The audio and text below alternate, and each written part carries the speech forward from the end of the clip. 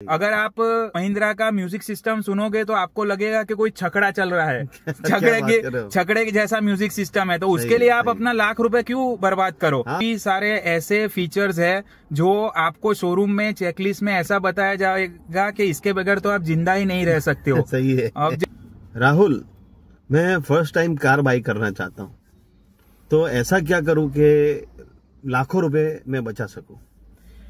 देखो विशाल भाई, जब मैं फर्स्ट टाइम कार परचेस करने गया था ना, तो मेरा ऑलमोस्ट मेरे को काट दिया था। और मैं इतना ओवर एक्साइटेड था कि मैं कुछ और सोच ही नहीं पा रहा था, और सभी डीलर्स इस तरीके से कर रहे थे जैसे ये मेरे लिए एक बहुत बड़ा अचीवमेंट का टाइम था।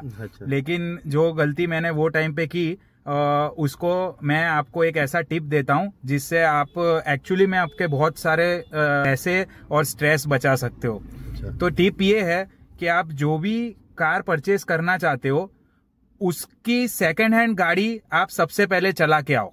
इतने सारे सेकंड हैंड डीलर्स होते हैं, तो सपोज फॉर एग्जांपल आपको मैग्नाइट खरीदनी है, आप ये जो कार्स 24, स्पिनी और दूसरे सारे लोकल जो वेंडर्स होते हैं उसके अंदर जाके आप सेकेंड हैंड गाड़ी का टेस्ट ड्राइव लो, और उसमें भी 2 साल पुरानी, 3 साल, 5 साल पुरानी गाड़ी का अलग अलग गाड़ियों का टेस्ट ड्राइव लेके आओ। अब ऐसा करने से होगा क्या, एक्चुअली आपको दूध का दूध और पानी का पानी हो जाएगा। मगर मैं क्या बोल रहा हूँ कि मुझे तो ब्रांड न्यू कार लेनी है, मुझे सेकंड हैंड में नहीं जाना है भैया। वो आपकी बात सही है, लेकिन आप शोरूम में जाके आप कैसे डिसाइड कर सकते हो कि आपकी गाड़ी 3 साल बाद, 5 साल बाद उसकी क्या कंडीशन होगी।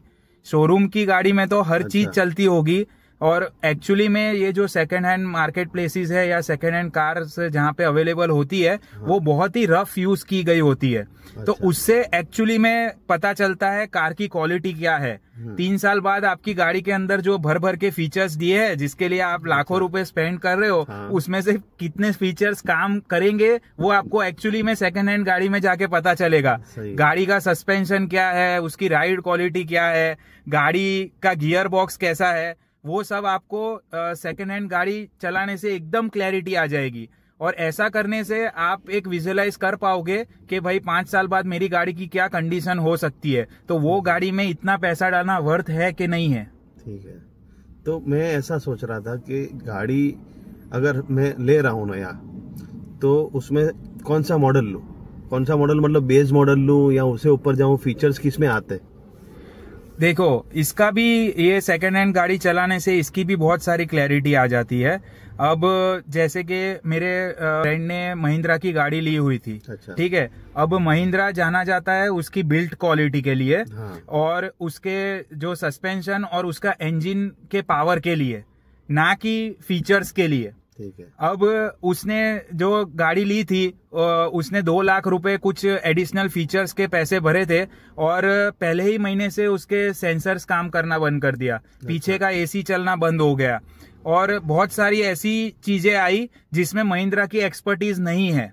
तो कहने का मतलब ये है कि आप जब सेकंड हैंड गाड़ी चलाओगे तो आप हर चीज वहां पे चेक कर सकते हो जैसे कि आप नई गाड़ी में करते हो। तो आपको क्लियरली वहां पे आपको पता चल जाएगा। आप 2-3 गाड़ी चलाओगे तो आपको समझ में आ जाएगा कि भाई ये पर्टिकुलर ब्रांड का इलेक्ट्रॉनिक्स का कुछ ठिकाना नहीं है, और ये इसके ढंग से चलते नहीं है, तो आप उसके अंदर आप पैसा डालने का कोई मतलब ही नहीं है। अगर आप महिंद्रा का म्यूजिक सिस्टम सुनोगे तो आपको लगेगा कि कोई छकड़ा चल रहा है, छकड़े के जैसा म्यूजिक सिस्टम है, तो उसके लिए आप अपना लाख रुपए क्यों बर्बाद करो। हाँ, मैंने भी अभी एक वीडियो देखा था, XUV 700 का वीडियो था वो, और उसने ऐसा बोला था कि मैंने 22 लाख रुपए खर्च की है ये कार के पीछे, मगर जब एक्सीडेंट हुआ तो उसके एक भी सीट, ये क्या बोलते हैं, एयरबैग्स खुले नहीं।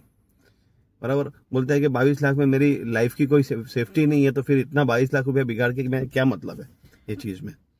तो ये कंडीशन होता है तो फिर इतना पैसा अपन फूक देते हैं गाड़ी के पीछे, तो और वो भी सोचने लायक बात है। वो भी चीज है, और काफी सारे ऐसे फीचर्स है जो आपको शोरूम में चेकलिस्ट में ऐसा बताया जाएगा कि इसके बगैर तो आप जिंदा ही नहीं रह सकते हो। सही है। अब जैसे क्रूज कंट्रोल के नाम पे आपको वो लोग गाड़ी बेच देंगे। अब अगर आपका यूज ही नहीं है हाईवे पे जाना, आप हाईवे पे जाते ही नहीं हो, या आपका 5-10% यूज है और आप वो फीचर्स लेके बैठोगे तो उसका कोई मीनिंग ही नहीं है। मतलब अब ये कैसा है, माल बेचने की बात है, समझो कि सामने जैसा बकरा मिला उस हिसाब से ये लोग उसको हलाल करना चाहते हैं, ठीक है। तो आप सबसे पहले तो जल्दबाजी मत करो। अगर आपको कार खरीदनी है तो आप 6 महीने का टाइम लो, 3 महीने का टाइम लो और उस पे फुल रिसर्च करो।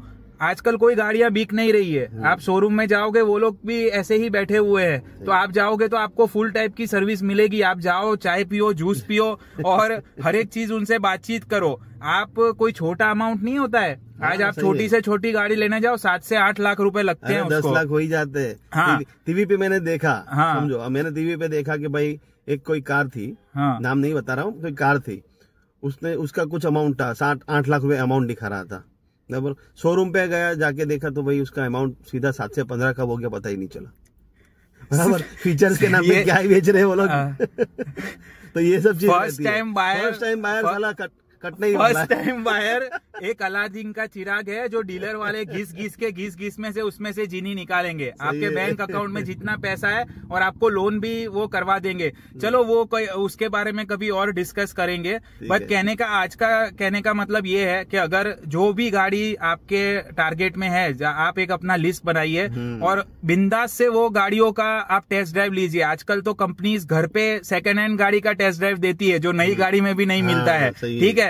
और इतने सारे ऑप्शंस है और ईयर वाइज आपको पूरा डेटा मिलता है, कितने किलोमीटर चली है, क्या उसमें इश्यूज है, इंजन कैसा चल रहा है। और बिना उसके अगर आप ऐसे ही परचेस करोगे तो आपका तो कटना ही है, उसमें वो कुछ नहीं कर सकते। और यूट्यूब पे भी समझ लीजिए कि ऐसे यूट्यूबर्स है जो पेड सर्विस लेते हैं और आपको ऐसा दिखाएंगे कि ये गाड़ी आप ले ही लो, कुछ है ही नहीं इसमें प्रॉब्लम। तो ये सब चीजों से भी बचे, हमारे जैसे जेन्युइन यूट्यूबर से मिले या फिर कांटेक्ट करें। Thank you.